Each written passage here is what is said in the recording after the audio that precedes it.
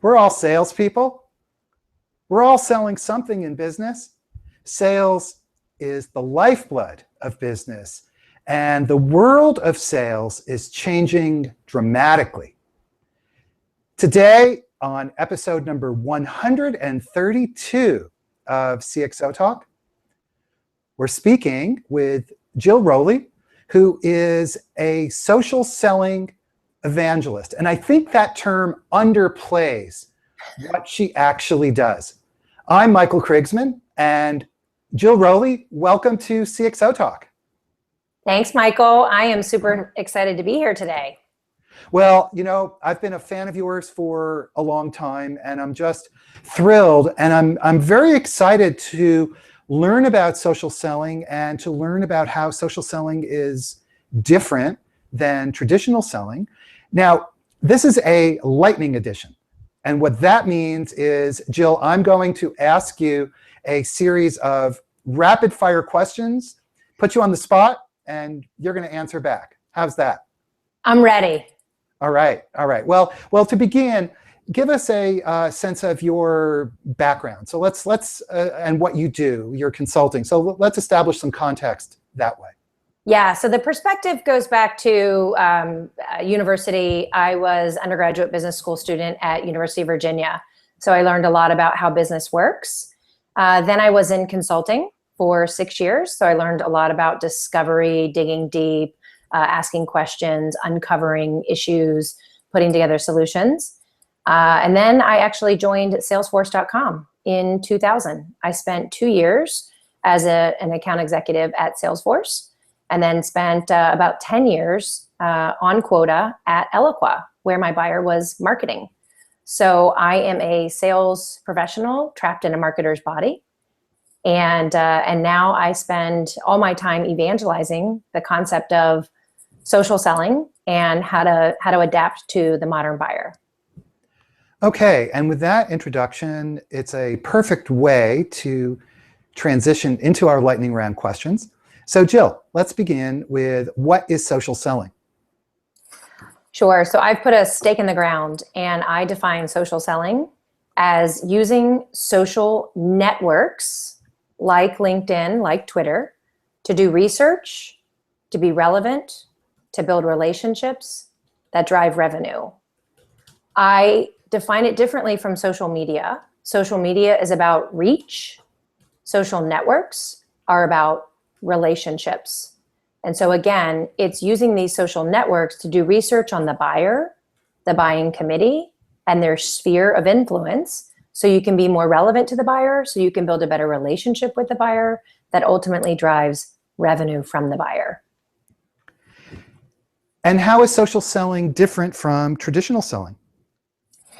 So social is just an incremental and additional channel to do research, to be relevant, to build relationships that drive revenue.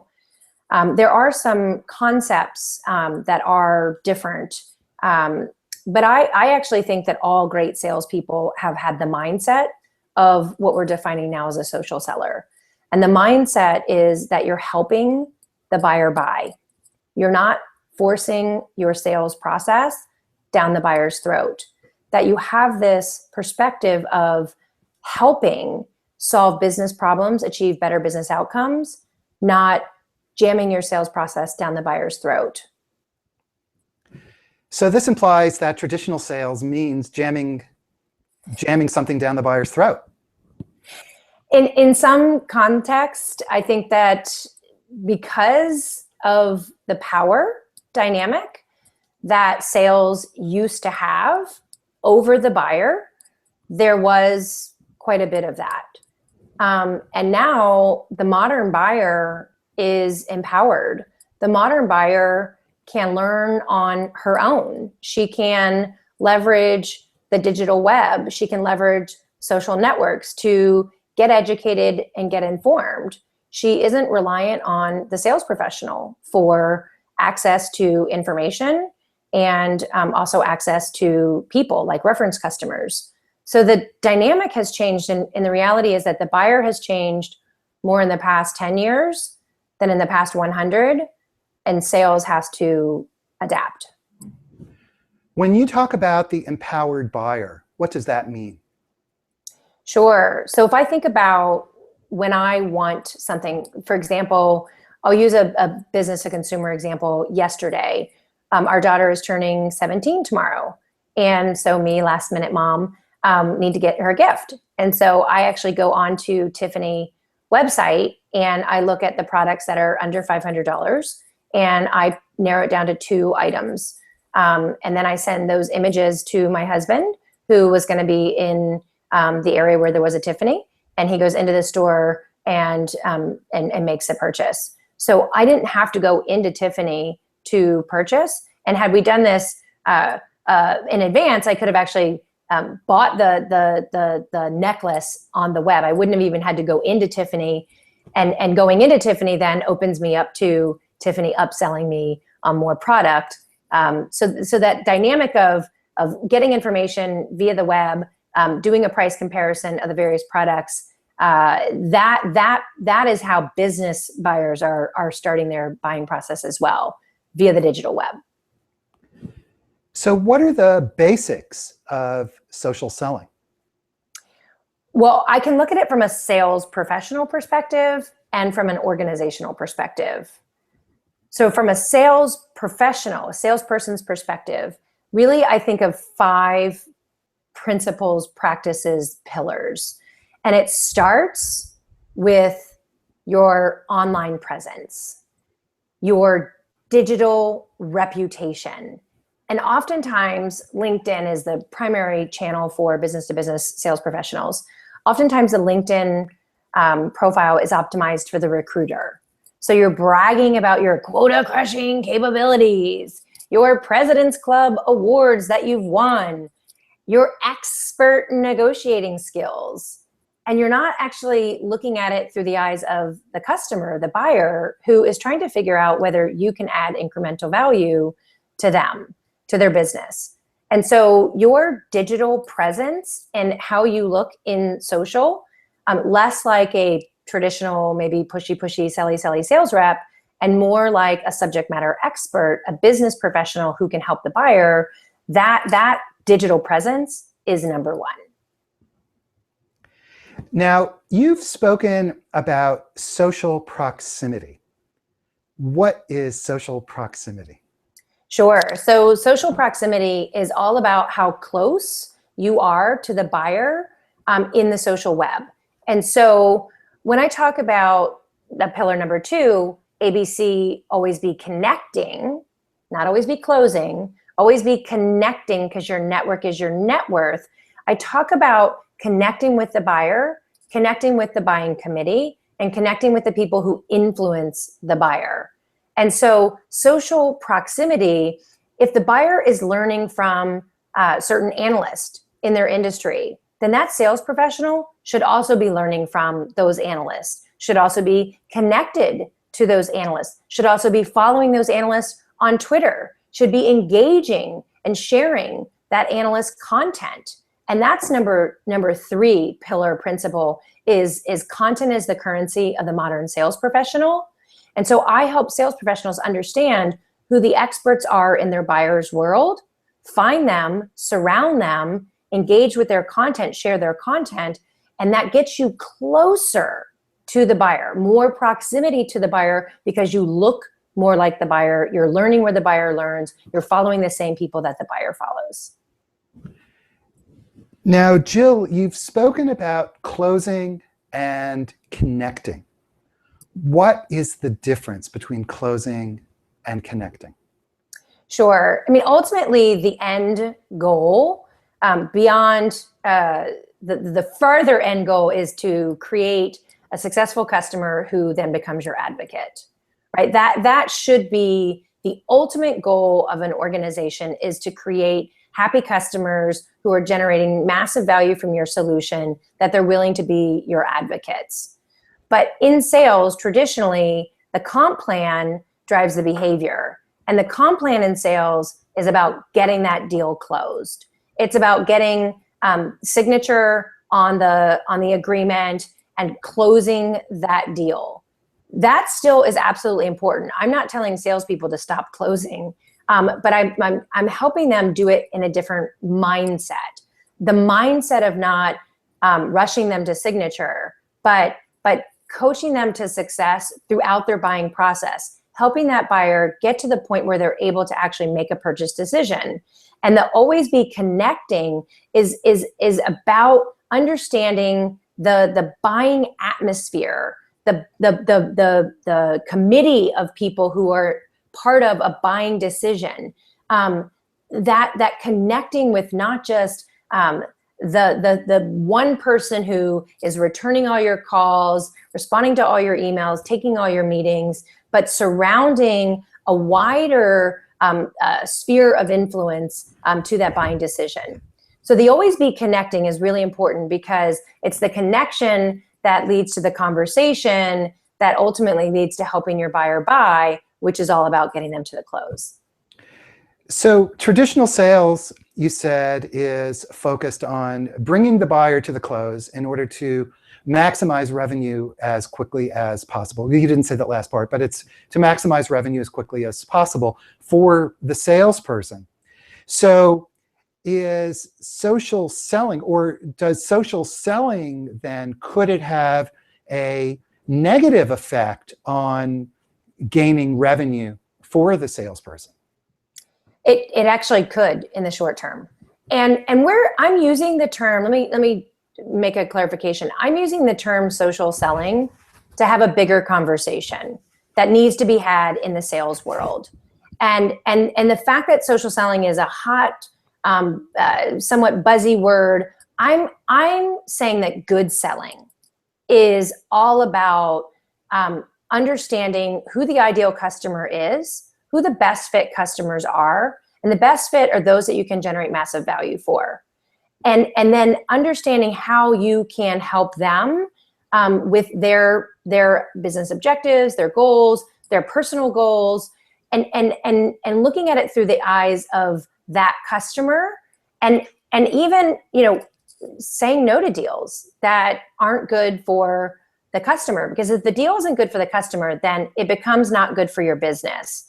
And it's all related to buyers today have more choice, and they also have louder voice. And so if your sales reps are closing bad deals, your customers who were oversold will take to their social networks and say negative things.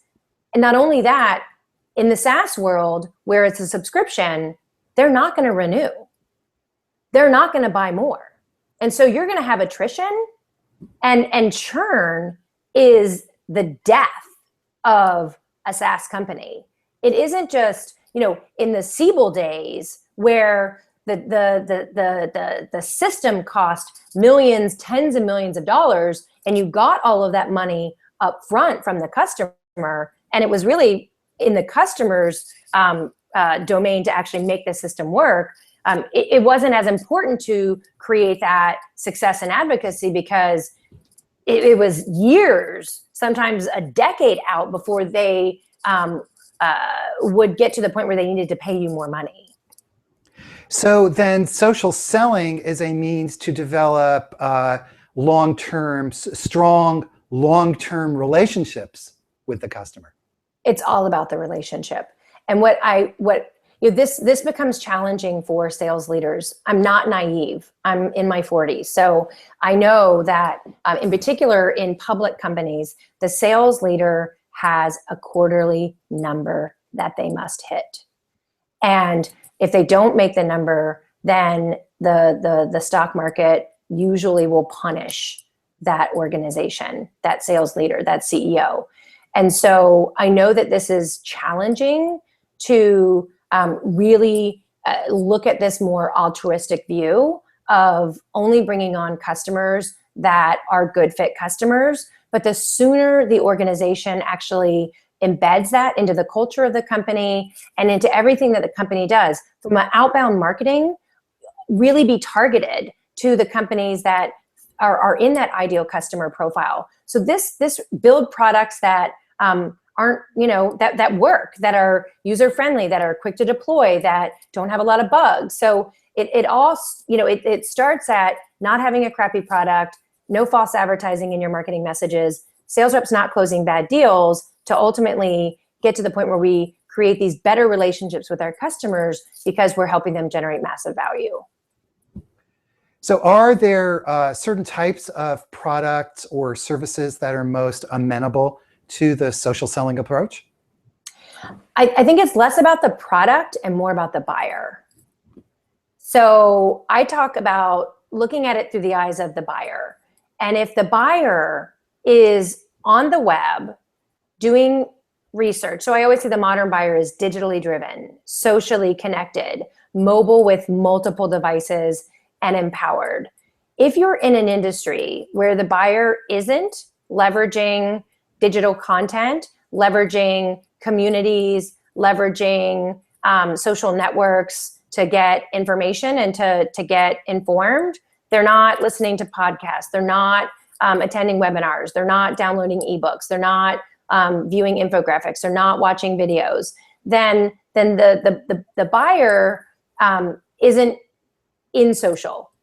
So the sales, it is less urgent for salespeople to be in social. The mindset, though, of serving and helping versus selling is universal. It's that skill set of doing it via the social web and the new tools to be doing it in social. If the buyer isn't there, then sales reps don't need to be there now. Okay, so now, again, to help us understand what this is, let's go back to traditional enterprise sales. And you have a lot of experience as a quota-carrying traditional enterprise salesperson. So just give us a sense of the core attributes or features, so to speak, of traditional enterprise technology sales. Yeah, so it's I think about my process as a quota-carrying sales rep in 2000. And I think about the waiting for the inbound call from a potential buyer. And I use the word buyer. You probably noticed I'm not calling that person a prospect. I don't really like the word prospect. I would prefer to call them a buyer than a prospect. And I think of them not as a prospect, but as a future advocate of my company, of my product, of me. So that mindset is really important. But the process was, I remember my days at Salesforce. I would literally go over to the wall and I would get a stack of article reprints. And it might be an article in the Wall Street Journal. It might be an article in CIO Magazine. And I would take those pieces of content and I would then put them in an envelope, and I would grab a hat or a t-shirt and I would stuff it in the envelope and I would send it to the buyer. And that was me sending one package to one person.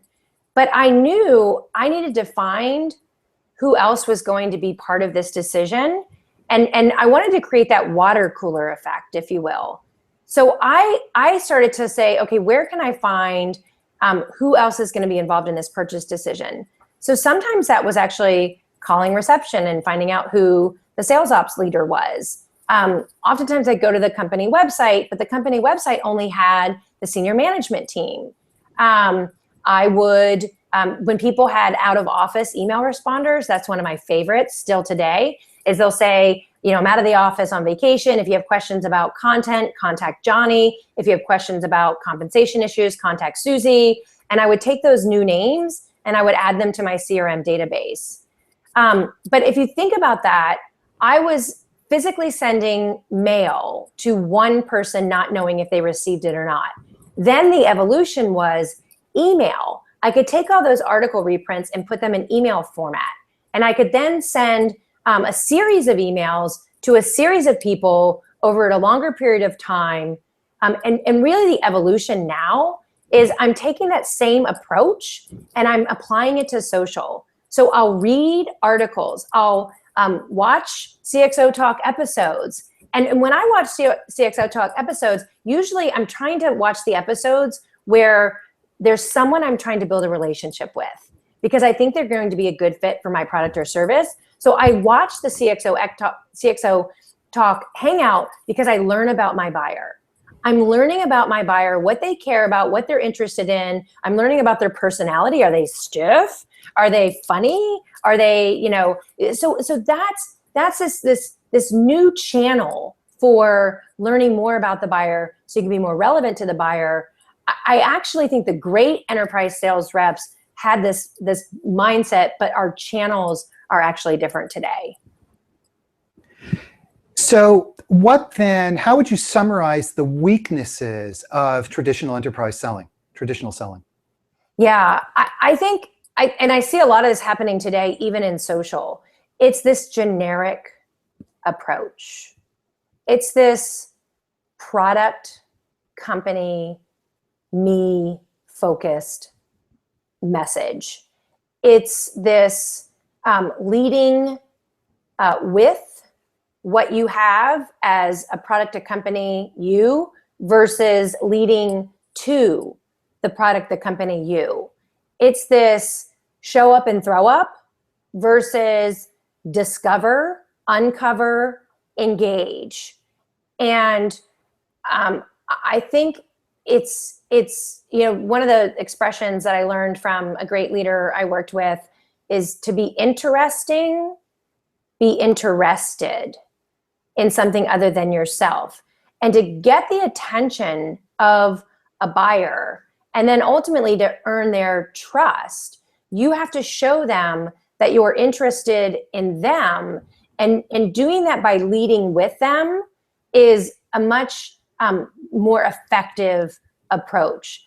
Too often we're seeing generic messages, generic scripted calls, and even from really large companies who should be embracing social. When I download a piece of content, I get the same generic email, not showing any knowledge of who I am, my business, and that's just not going to cut through the clutter. It's noise. It's adding more noise to the dramatic amount of noise that I already have. So Jill, you said something very important just now, which is earn the buyer's trust. So how do we earn the buyer's trust? Yeah, earning the trust it's over time, right? It's not immediate. And I sent an email the other day. A sales enablement leader reached out to me to help with their social selling initiative.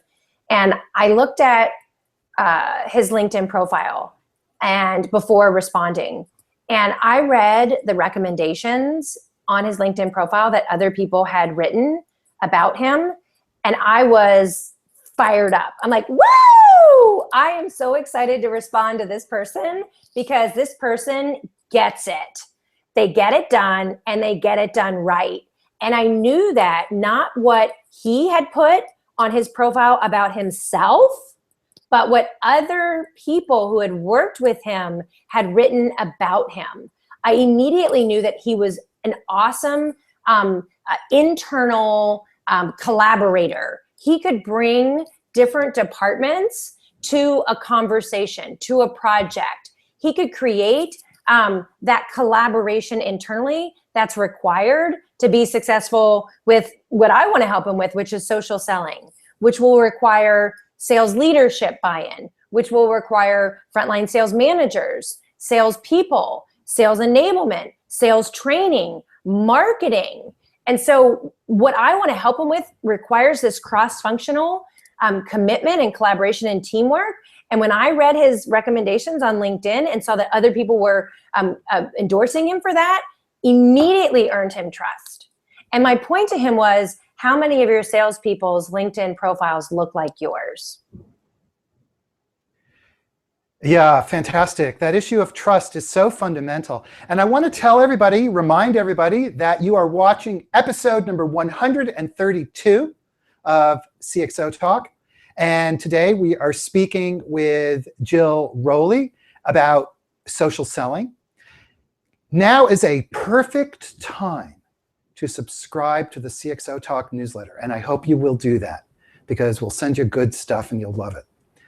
So, Jill, how does social selling overcome the challenges, the obstacles, the weaknesses of traditional enterprise selling that you were just describing? Yeah, so social selling is about that real, genuine, authentic relationship.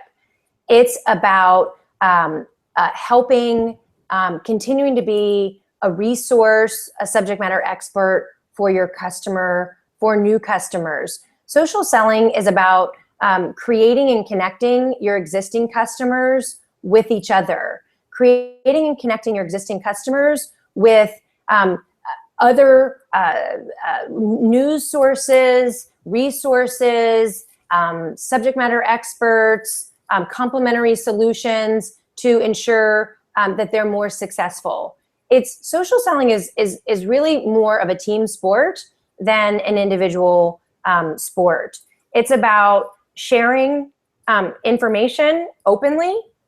It's about really thinking about how do we create this more vibrant, more passionate ecosystem to ultimately help the customer in a longer term environment versus my monthly number, my quarterly number, my annual number, but thinking about customers as people, not as targets, and really thinking about how you help those people.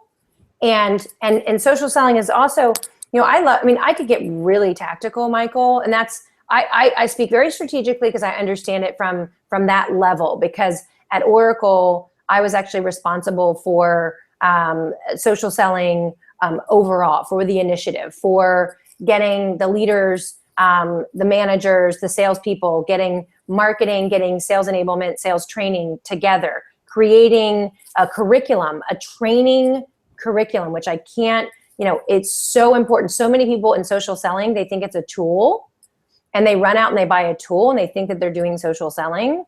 And a fool with a tool is still a fool. A fool with lots of tools is an even bigger tool. And so that mindset of helping the buyer, facilitating the buyer's journey, understanding the various buyer personas involved in the buying process, then the skills of leveraging social networks to do that help work, not sell work, and then ultimately the tools. So I think there's one Google Plus Hangout will not teach salespeople or sales leaders or sales enablement leaders or sales training or marketers what social selling, how to actually be good at it. This is almost like CRM, right? Or marketing automation. This is a lot of transformation, a lot of change. And I continue every day to research, to read more analyst reports, to talk to more companies on the journey, to see how they're doing it, to attend conferences. I mean, I, as a quote expert, as the queen of social selling, I have to continue to learn so that I can be a better teacher to my buyers. We have a great question from Zachary Jeans, who is a loyal listener of CXOTalk, a loyal participant, I would say. And Zachary, thank you very much for that. And he asks, what are the obstacles that enterprises have to adopting social selling? There are lots of obstacles to adopting social selling. And it first starts with culture. And if you think about companies that have traditionally been more command and control, hierarchical, top down, and less open and sharing and collaborative, culture is going to be a big deal. In particular, because you have salespeople out there leveraging the social web to not only find buyers, to listen to them, to relate to them, to connect and engage with them, but done well, social selling is about being found by buyers, because you are sharing so much valuable information and insights and content, and you're engaging in a public way, then companies that aren't okay with their sales professionals really creating and establishing a personal brand, a strong professional personal brand, they're going to struggle with social selling. Also, another obstacle traditionally is sales leadership.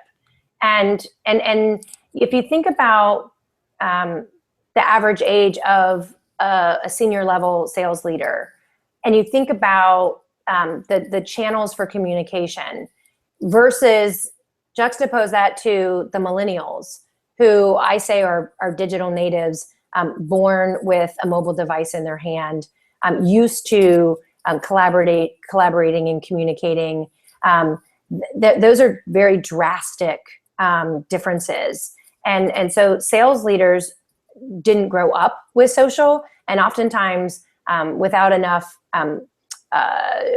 understanding of social for business, they might think it's social for popularity or a waste of time. And so I think there's a lot of education around how social is actually another channel to help ultimately meet the revenue goal and the success of the customer. Okay, Jill, so we only have 15 minutes left, and there's a lot that I still want to ask you. So let's do a lightning edition. Okay? I'm going to keep it short then. Keep it really short, and let's see if we can go through these, because there's all this stuff that I want to learn from you, and I'm sure the audience does as well. So to begin, how can somebody become a social seller? Yeah, you don't have to wait for your organization to embrace this. You can optimize your LinkedIn profile for the buyer, not the recruiter. You can grow your professional network by always be connecting. Business cards are LinkedIn connections. They're new people to follow on Twitter. You can figure out what your buyers read those articles, read those blogs, subscribe to those newsletters, and share that content across your social networks. And you can set up triggers so that you can get job change alerts. When someone goes from one company to another company, then you can be the first to congratulate them. You don't have to wait. You can start right away. Great. What is social intelligence? And I was going to say, what is social intelligence and why it is important?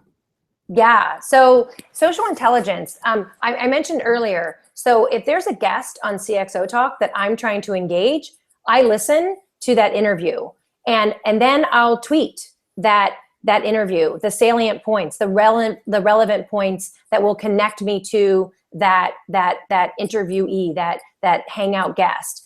Social intelligence is going to podcast and searching on Beth Comstock GE and looking for podcasts that she's been interviewed for and listening to those so you can get better inside the head of Beth at GE. It's seeing who Beth follows on Twitter and understanding what her interests are and who she learns from. Social intelligence is widespread, and it's a Google search away. This is the money question. How can we inspire prospects to become customers? By helping them.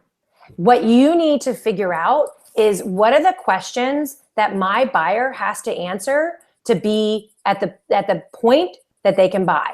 And so for me, at Eloqua, let's say, I would say the buyer needs to answer, why marketing automation? Why not an email service provider? So why marketing automation? Why Eloqua and not one of our competitors? And why now? Why not wait? Why not delay? And so I now ask, okay, my buyer needs to say, why social selling? Why not keep, cold calling and sending unsolicited emails? Why not just fully invest in trade shows or search engine optimization? So why social selling? Why social selling training? Why work with Jill Rowley? And why do it now versus, again, waiting? So the way that you can turn potential buyers into customers is by helping them buy. And what is the best way to, you mentioned personal brand. What is the best way to build a personal brand? Yeah, it is. I'll even give you a resource. Google it. It's Personal Branding for Dummies. And it walks you through a series of exercises where your personal brand isn't what you make it up to be. It is who you truly and authentically are, and representing that in every channel. And so when I go to an event, I have brushed my hair. I have dressed professionally. I show up with a smile on my face, with energy and enthusiasm. So there's a lot that's on the web, and oftentimes people will find you first via the web, and then they'll meet you in real life. But personal branding is who you really are, what you're interested in, what you're best in class at, what makes you different and unique, what makes you tick, and building that via the social web. Okay, now give us power tips for using LinkedIn effectively. Yeah, I will start with never send a generic invite to connect. Generic invites are social stupid, and they're showing that you're just plain lazy. So when you invite Michael Krigsman to connect on LinkedIn, Michael, I love CXOTalk. In particular, the episode with Joe Rowley on social selling was one of my favorites. I'd be honored to be in your network and delighted to have you in mine. That's one power tip. Give us another one. That's great. And it's really accurate too, what you just said. So yeah, tell us more about LinkedIn. Yeah. One of my other favorites is using your alumni network. So I went to University of Virginia, Wahoo UVA, and there are over 120,000 UVA alumni on LinkedIn. So if I'm trying to expand my professional network with sales enablement leaders, I go to the UVA alumni page on LinkedIn. I look at students and alumni. I then search for anyone with sales enablement in their profile. That gets me to about from 120,000 to under 300. And then if I'm focusing on a geographic area, New York, Atlanta, I filter that. And I can get to like 4 sales enablement professionals, UVA, Atlanta, that I can use the art of a LinkedIn invite, Wahoo UVA, I too went to UVA, and connect with them. Michael, though, not just can I use UVA, my husband went to Stanford.